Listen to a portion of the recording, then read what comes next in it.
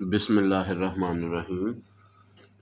अच्छा भाई बच्चों, आज हमारा जो लेक्चर है ये है केमिकल इक्विलिब्रियम का ही एक टॉपिक है। इसके साथ इंशाल्लाह आज हमारा जो केमिकल इक्विलिब्रियम का चैप्टर है वो कंप्लीट हो जाएगा। इससे पहले हमने 2 टॉपिक्स उसके पढ़े हैं, ठीक है। उसमें हमने बल्कि 2 से ज़्यादा टॉपिक्स हमने पढ़े हैं। उसमें हमने केमिकल इक्विलिब्रियम का इंट्रोडक्शन पढ़ा है, रिवर्सिबल इरिवर्सिबल रिएक्शंस के बारे में पढ़ा है, लॉ ऑफ मास एक्शन और इक्विलिब्रियम कांस्टेंट के बारे में पढ़ा है। ये एक ही लेक्चर में सारी चीज़ें कवर हुई थी। और दूसरा लेक्चर जो है वो हमने पढ़ा था relationship between the equilibrium constants, जिसमें हमने के पी, के सी, के एक्स और के एन के दरमियान रिलेशन को स्टडी किया था। तो आज जो हमारा लेक्चर है ये है ली शैटेलियर्स प्रिंसिपल। रिवर्सिबल रिएक्शंस को डिटेल के साथ स्टडी करने में जो है सबसे जो इम्पोर्टेंट चीज़ है रिएक्शन को कंट्रोल करने के बारे में, वो ली शैटेलियर प्रिंसिपल से ही हम रहनुमाई लेते हैं। तो ली शैटेलियर प्रिंसिपल क्या कहता है? Le Chatelier principle states that if a reversible reaction at equilibrium is disturbed by any external stress. ये मैं वही वर्डिंग यूज़ कर रहा हूँ जो आपने एफएससी में चैप्टर नंबर 8 में ली शैटेलियर प्रिंसिपल में पढ़ी हुई है, ताकि ये आसानी से आप याद कर लें। If a reversible reaction at equilibrium is disturbed by any external stress, reaction moves in that direction to nullify the effect of this stress. यानी कि एक रिएक्शन है, रिवर्सिबल रिएक्शन है, जो कि इस वक्त इक्विलिब्रियम पे है, यानी rate of forward reaction rate of reverse reaction के बराबर हो चुका है। उस वक़्त उसे हम किसी एक्सटर्नल फोर्स या एक्सटर्नल स्ट्रेस की वजह से डिस्टर्ब करते हैं, तो रिएक्शन उस डिस्टर्बेंस को नलीफाई का मतलब है ज़ीरो करने की कोशिश करेगा, उस डिस्टर्बेंस को कम से कम करने की कोशिश करेगा। इसके लिए वो क्या करेगा? अपनी डायरेक्शन चेंज करेगा। हो सकता है कि वो अपनी डायरेक्शन को फॉरवर्ड साइड पे ज़्यादा फास्ट कर दे, रिवर्स पे स्लो कर दे, या रिवर्स पे फास्ट कर दे और फॉरवर्ड पे स्लो कर दे, ताकि दोबारा से वही स्टेट हासिल कर सके जिस पर वो इक्विलिब्रियम पर होगा, यानी कि जिस पर फॉरवर्ड और रिवर्स रिएक्शन का रेट दोबारा से इक्वल हो जाएगा। तो दोबारा से इक्विलिब्रियम हासिल करने के लिए रिएक्शन अपनी डायरेक्शन को चेंज करेगा कि अब वो फॉरवर्ड मूव करे या रिवर्स मूव करे। ये डिपेंड किस चीज़ पे करेगा? उस स्ट्रेस पर कि हमने स्ट्रेस किस तरह का अप्लाई किया है। रिएक्शन उस स्ट्रेस को ख़त्म करने की कोशिश करेगा। अब ये जो स्ट्रेसेस हैं ये 4 तरह के होते हैं।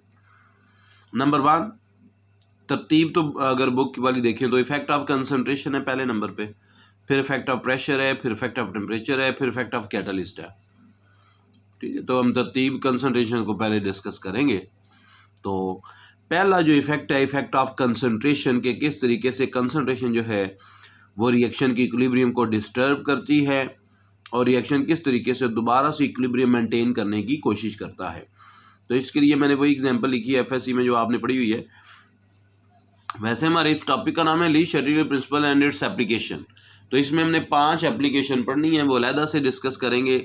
यहाँ पे जो एग्जांपल मैं दे रहा हूँ ये भी एप्लीकेशन में हम एक्सप्लेन कर सकते हैं, लेकिन अलहदा से एप्लीकेशन भी हम डिस्कस करेंगे। तो पहला ये देखिए, रिएक्शन बिस्मिथ क्लोराइड को हम रिएक्ट करवा रहे हैं वाटर से, और ये एक रिवर्सिबल रिएक्शन है, क्योंकि ली शैटेलियर प्रिंसिपल सिर्फ रिवर्सिबल रिएक्शन पे अप्लाई हम करते हैं। तो ये चैप्टर ही हम रिवर्सिबल रिएक्शन का पढ़ रहे हैं, केमिकल इक्विलिब्रियम का पढ़ रहे हैं। तो हर रिएक्शन को आपने रिवर्सिबल ज़रूर बनाना है। तो बिस्मिथ क्लोराइड वाटर से जब रिएक्ट करता है तो बनाता है bismuth oxy chloride plus hydrogen chloride. अब इस रिएक्शन में, अब ये एक जनरल रूल मैं आपको बता रहा हूँ, ये सिर्फ इसके लिए नहीं है, तमाम रिएक्शन के लिए यही रूल है कि आप प्रोडक्ट ज़्यादा हासिल करना चाहते हैं, कोई सा भी प्रोडक्ट ज़्यादा हासिल करना चाहते हैं, तो आप कंसंट्रेशंस में कैसे चेंज करें। बेसिकली इसके इंट्रोडक्शन में मैं 1-2 बातें कर दूं कि ली शैटेलियर प्रिंसिपल बनाया क्यों गया है। असल में हम इंडस्ट्री में बहुत सी चीज़ें प्रिपेयर करवा रहे होते हैं, लेकिन उनके रिएक्शन रिवर्सिबल होते हैं, रिवर्सिबल रिएक्शन में प्रोडक्ट की जो अमाउंट होती है वो एक ख़ास लिमिट पे जाके रुक जाती है, क्योंकि इक्विलिब्रियम आ चुका है। जितना प्रोडक्ट अब बन रहा है उतना दोबारा रिएक्टेंट बन रहा है, तो प्रोडक्ट एक ख़ास लिमिट पे जाके रुक चुका है। हम चाहते हैं कि हमें मैक्सिमम प्रोडक्ट हासिल हो। इंडस्ट्रियल जो प्रोसेस होता है उसकी एफिशिएंसी इसी चीज़ पे डिपेंड करती है कि कितना ज़्यादा प्रोडक्ट हम हासिल कर रहे हैं। लेकिन रिवर्सिबल रिएक्शन हमारे रास्ते में एक रुकावट है कि रिवर्सिबल रिएक्शन की वजह से हम मैक्सिमम प्रोडक्ट हासिल नहीं कर सकते। तो फिर इस जो प्रॉब्लम का सोल्यूशन है, इसको करने के लिए ली शैटेलर प्रिंसिपल पेश किया गया कि रिवर्सिबल रिएक्शन में जब इक्विलिब्रियम आ चुका है, हम इसके बावजूद इक्विलिब्रियम को कैसे डिस्टर्ब करें कि रिएक्शन फॉरवर्ड मूव करके हमें प्रोडक्ट ज़्यादा दे। इसलिए हम ली शैटेलर प्रिंसिपल स्टडी कर रहे हैं कि इक्विलिब्रियम आने के बाद भी हम रिएक्शन को किसी एक्सटर्नल स्ट्रेस से डिस्टर्ब करेंगे, और वो उस डिस्टर्बेंस को ख़त्म करने के लिए किस तरीके से प्रोडक्ट ज़्यादा बनाकर हमें दे। तो इस वजह से हम जितनी कंडीशंस को स्टडी करेंगे, जितने स्ट्रेसेस को स्टडी करेंगे, हम इस एंगल से देखेंगे कि हम इस चीज़ में, इस स्ट्रेस में कैसे चेंज करें कि प्रोडक्ट ज़्यादा बने।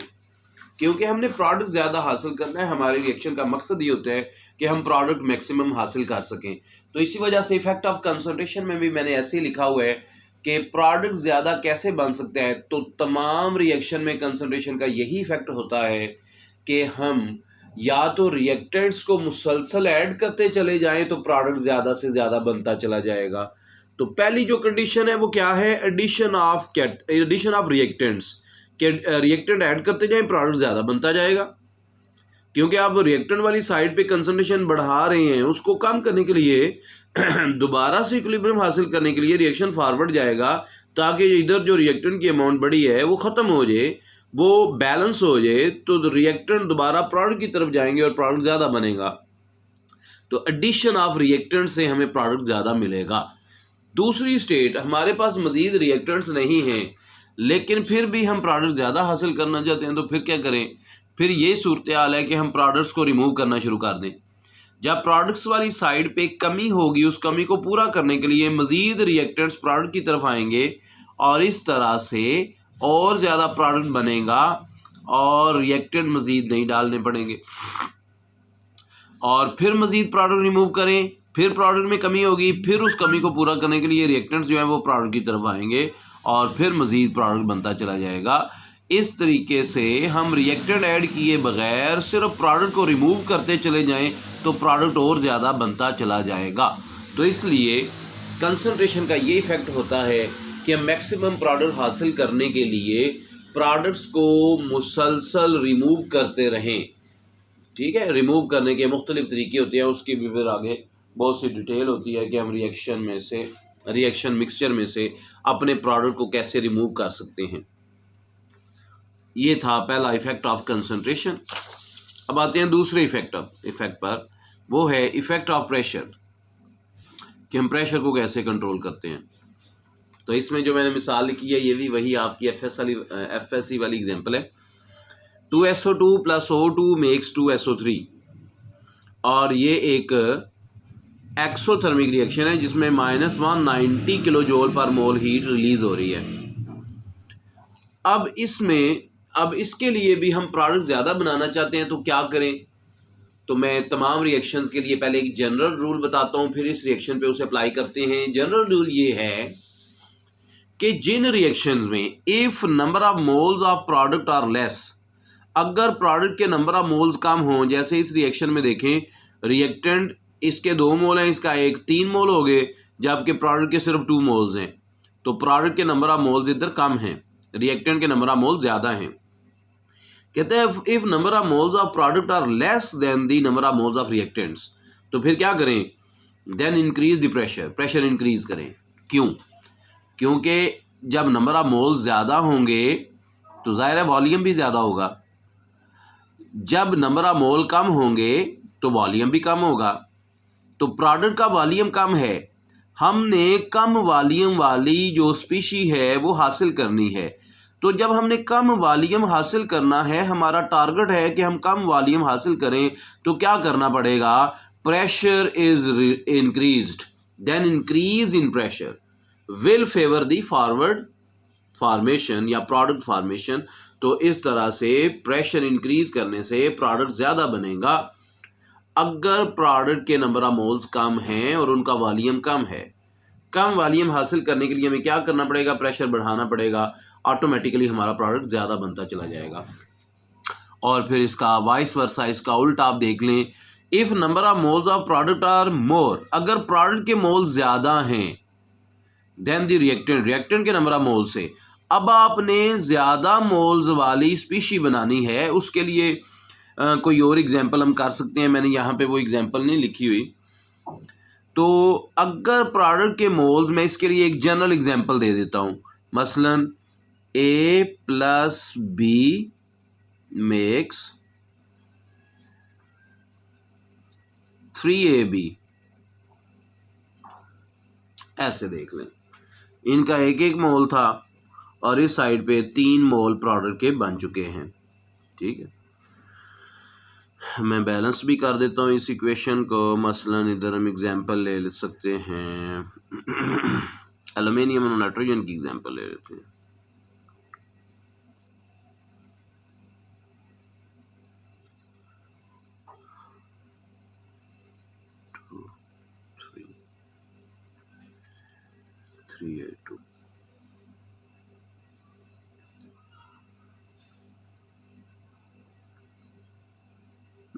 ये मिसाल नहीं बनेगी, इसके लिए मैं आगे कोई एग्जांपल देखता हूँ। अच्छा, इस एग्जांपल को रहने दें, मैं बुक से कोई एग्जांपल इसकी देखता हूँ। मैंने इसकी एग्जांपल वैसे यहाँ पे उसने लिखी नहीं हुई। तो रूल क्या है, अगर नंबर ऑफ मोल्स प्रोडक्ट के ज़्यादा हो जाएं, प्रोडक्ट ज़्यादा हो रिएक्टेंट कम हो, तो अब प्रोडक्ट का वॉल्यूम क्या है, ज़्यादा है, तो अब हमें ज़्यादा वॉल्यूम वाली स्पीशी ऑब्टेन करनी है। तो जब ज़्यादा वॉल्यूम वाली स्पीशी ऑब्टेन करनी पड़ेगी तो क्या करना पड़ेगा, प्रेशर को डिक्रीज़ करना पड़ेगा। So decrease in the pressure will favour the product formation. अब प्रेशर को कम करेंगे तो हमारे पास जो प्रोडक्ट है वो मैक्सिमम आ जाएगा। ठीक है, ये था इफ़ेक्ट ऑफ प्रेशर। अब हम नेक्स्ट इफ़ेक्ट की तरफ चलते हैं। तो नेक्स्ट जो इफ़ेक्ट है वो है इफ़ेक्ट ऑफ टेम्परेचर।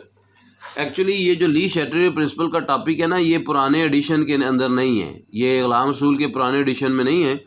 अगर किसी बच्चे के पास नया एडिशन है ना गुलाम रसूल का, और बाकी बुक्स मैंने नहीं देखी, मेरे पास गुलाम रसूल और सनाउल्लाह की है, इन दोनों में ली शैटरे प्रिंसिपल पुराने एडिशन में नहीं है। अगर किसी बच्चे के पास नई बुक है और उसके पास ये ली शैटरे प्रिंसिपल मौजूद है, तो ये इफ़ेक्ट ऑफ प्रेशर वाला जो है ना, ये पिक बना के मुझे सेंड कर दीजिएगा। ठीक है, तो इसमें उसने ना जनरल बातें तो की हुई हैं, एग्जांपल्स नहीं दी हुई। ठीक है, ये जो मैंने एक दोस्त से तस्वीरें बनाई थी इसकी, तो उसमें तो इसकी एग्जांपल नहीं है, तो आप इसे देखिएगा। नेक्स्ट आ जाते हैं जी इफ़ेक्ट ऑफ टेम्परेचर। तो इसमें मैंने दोनों एग्जांपल ये भी FSC वाली ली हैं।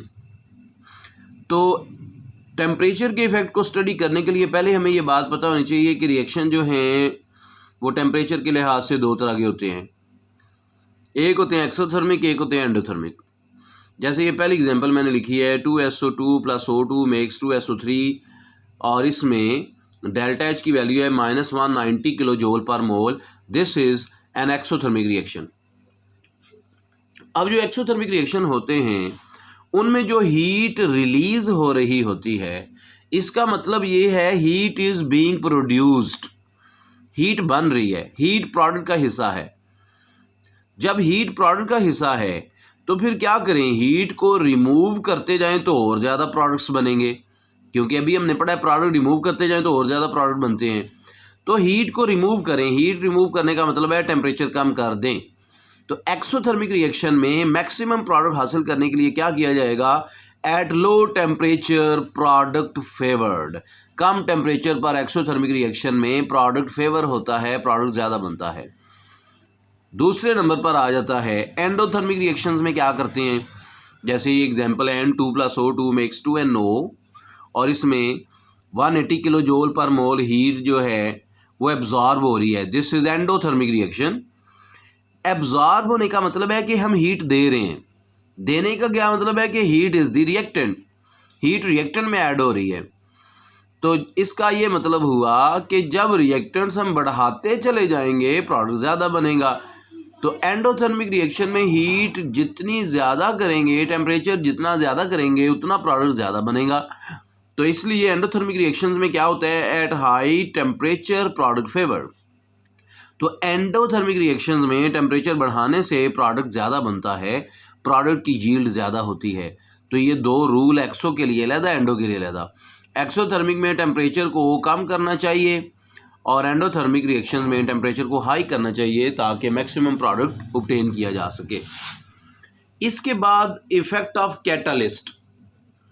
इफ़ेक्ट ऑफ कैटलिस्ट में किसी एग्जाम्पल की ज़रूरत नहीं है, इसलिए कि इफ़ेक्ट ऑफ कैटलिस्ट तमाम रिएक्शंस के लिए बिल्कुल सेम होगा।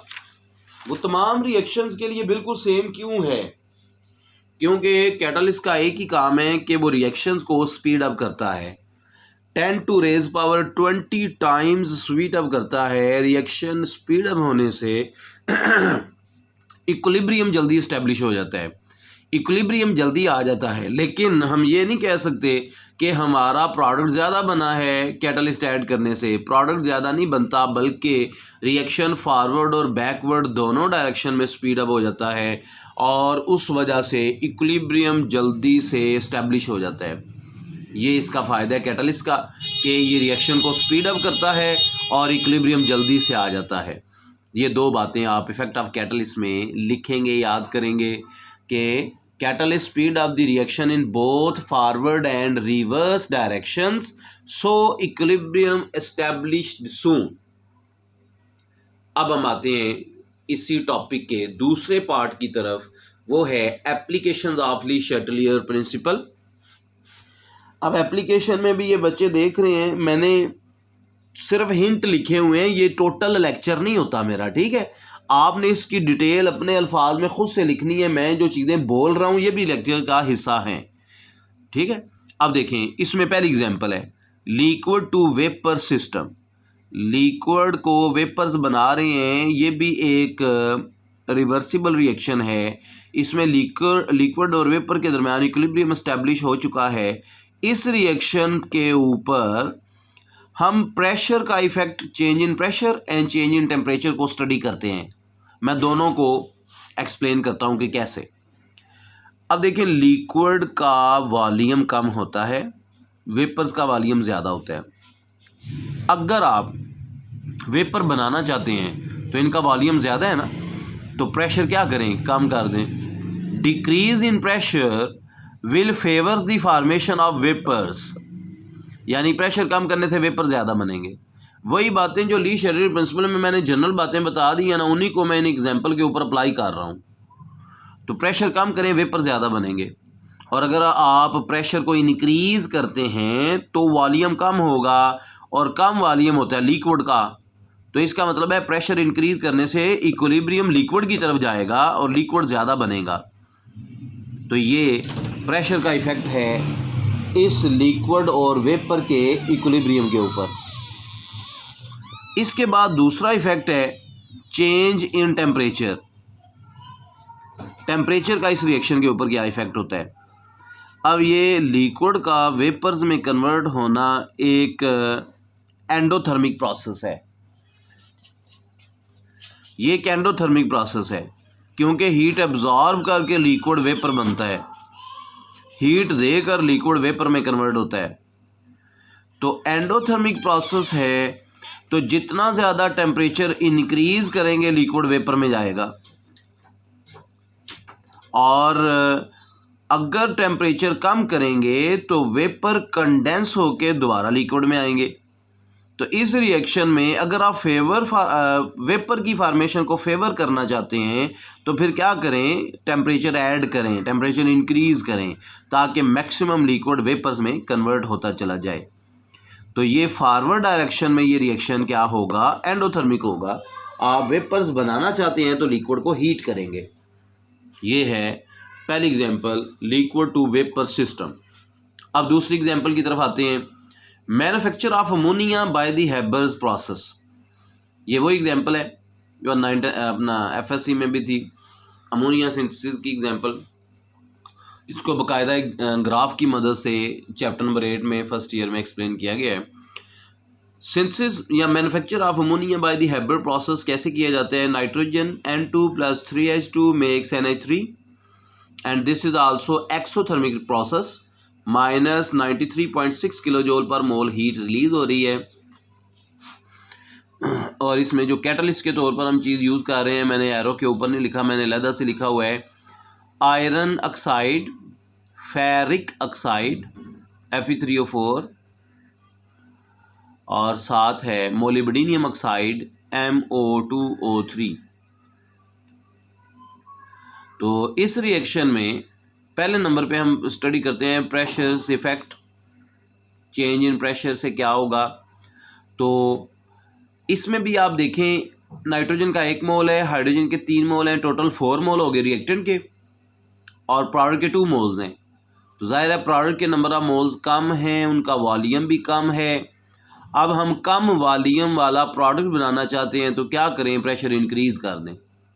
प्रेशर इंक्रीज़ करने से मैक्सिमम अमोनिया बनेगी, क्योंकि अमोनिया का वॉल्यूम कम है, प्रेशर बढ़ाने से कम वॉल्यूम वाला प्रोडक्ट बनेगा।